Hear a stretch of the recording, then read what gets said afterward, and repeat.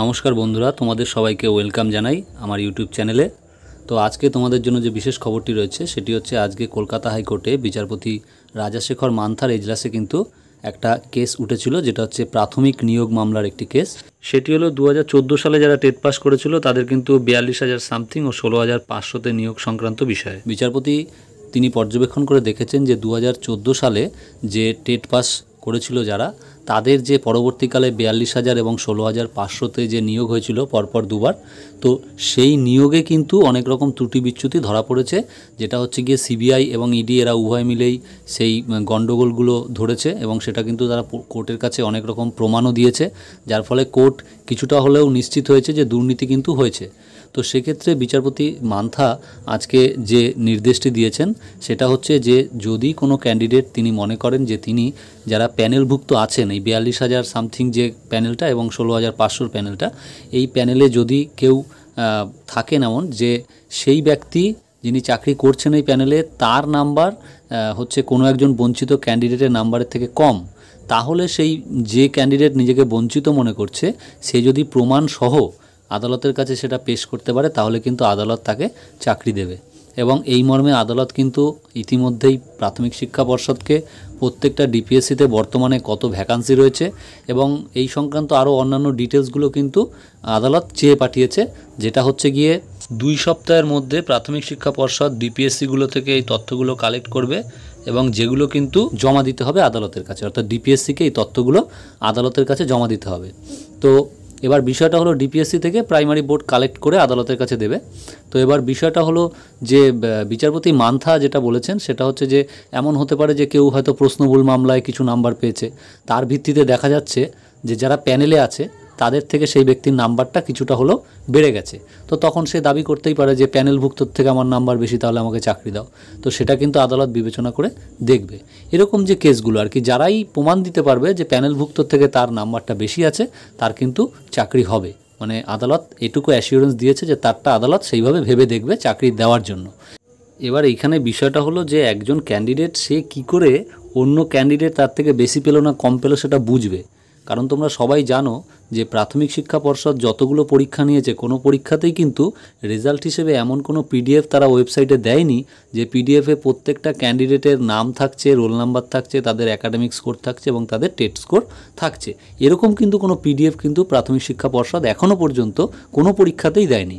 তাহলে একজন ক্যান্ডিডেট কি করে বুঝবে যে সে ছাড়া অন্য ক্যান্ডিডেটরা কত কি পেয়েছে বা তারা তার থেকে বেশি কি পেয়েছে কি কম পেয়েছে? এটা বোঝার তো কোনো উপায় নেই। এটা বোঝার একটা উপায় আছে, সেটা হলো আরটিআই করা।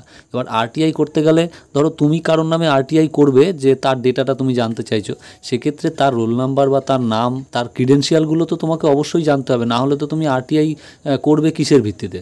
কারোর তো একটা নাম দিতে হবে, তার রোল নাম্বার দিতে হবে যে এই ব্যক্তির আমি ডেটাগুলো জানতে চাই যে কত পেয়েছিল কি। তো সেটা কিন্তু একটা খুবই জটিল ব্যাপার, কারণ প্রথম কথা হচ্ছে তুমি যাকে সন্দেহ করছো যে এ তোমার থেকে কম নম্বর পেয়ে চাকরি পেয়েছে, আদৌ সেটা সত্যি হবে কি না আরটিআইয়ে সেটাও কিন্তু একটা মানে প্রশ্নচিহ্ন। আর দ্বিতীয় কথা হচ্ছে সেই ব্যক্তির যে ডিটেলসগুলো জোগাড় করা সেটাও কিন্তু একটা কঠিন কাজ। তো এখন বিষয়টা হলো ক্যান্ডিডেটদের উপরেই যদি এই দায়িত্ব দিয়ে দেওয়া হয় যে তারা নিজেরাই প্রমাণ করুক যে তারা যোগ্য, তাহলে তো মানে কিছু বলার নেই, কারণ এক দল দুর্নীতি করবে আর এক দল সেটাকে মানে প্রমাণ করবে যে ওরা দুর্নীতি করেছে। এটাই যদি হয় যে ভিকটিম যারা তারাই এটাকে প্রমাণ করবে, তাহলে এই যে ইডি সিবিআই যে তদন্ত করছে তাহলে তারা কি করছে? তারা হয়তো একটা সূত্র ধরিয়ে দিচ্ছে যে হ্যাঁ কিছু কিছু সূত্র থেকে বোঝা যাচ্ছে যে দুর্নীতি হয়েছে, কিন্তু তার মূল জটটা তো তারা খুলতে পারছে না।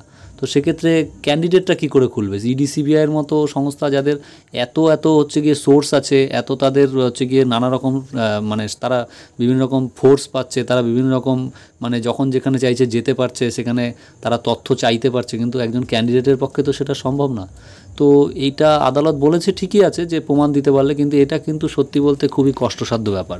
এবং এটার ক্ষেত্রে যদি দেখা যাচ্ছে যে 1,000 জন ক্যান্ডিডেট চেষ্টা করে যে অন্যের ডেটা জেনে তার ডেটার সঙ্গে ট্যালি করে তারপর নিজের ডেটা হয়তো বেশি আছে কি কম আছে দেখে আদালতকে জানাবে, আমার ধারণা হয়তো 1,000 জনে 10 জনেও এটা ঠিকভাবে করতে পারবে না। তার কারণ হচ্ছে অন্যের ডেটা জানতে গেলেই তো তার ক্রিডেন্সিয়ালসগুলো জানতে হবে, এবং সেটা কিন্তু পাওয়াটা অত মুখের কথা নয়। কারণ যারা দুর্নীতি করবে বা করেছে তারা কিন্তু অবশ্যই তাদের ডেটাগুলো কাউকে দেবে না বা জানতে দেবে না, সেরকম গোপন রাখবে।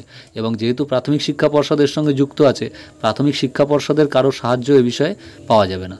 তো সেই দিক থেকে আদালত বলেছে ঠিক আছে, কিন্তু বিষয়টা হচ্ছে যে খুব যে একদম আহামরি রায় দিয়ে ফেলেছে আদালত, ব্যাপারটা কিন্তু এরকম নয়। কারণ আপনি যদি প্রমাণ করতে পারেন যে আপনি যোগ্য, তাহলে যে কোনো সময় প্রমাণ করলে তখনই আপনাকে কিন্তু সরকার চাকরি দিতে বাধ্য।